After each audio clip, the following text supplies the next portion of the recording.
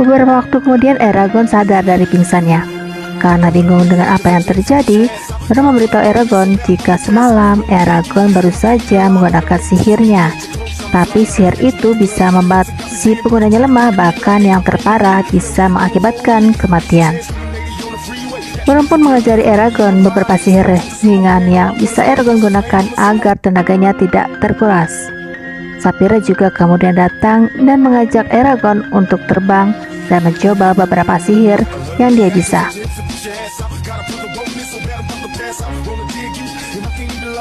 Awalnya Eragon tampak kesusahan karena kecepatan Saphira yang gak kira-kira.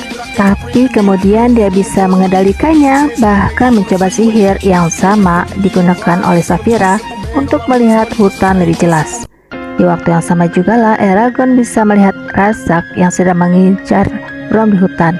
Dengan cepat Eragon menyuruh Saphira untuk terbang rendah, tapi karena tidak melihat situasi, Eragon diserang oleh Razak hingga terjatuh sampai Saphira bisa merasakan hal yang sama.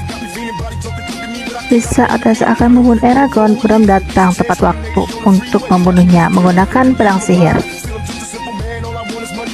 Setelah keadaan mulai kembali aman, Bram marah karena Eragon tidak bisa melindungi Saphira dengan baik, tapi kemudian Eragon juga marah karena selama ini Bram telah menyembunyikan jati diri Bram sebagai penunggang naga, terbukti dengan tanda yang ada di tangan Bram.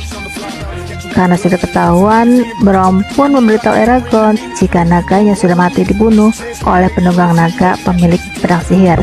Orang itu bernama Morza, seorang penunggang naga nakal yang bersekutu dengan Galbatorix. Bram yang sakit hati karena naganya telah dibunuh berusaha untuk mencari musuh si penunggang naga terakhir lalu membunuhnya.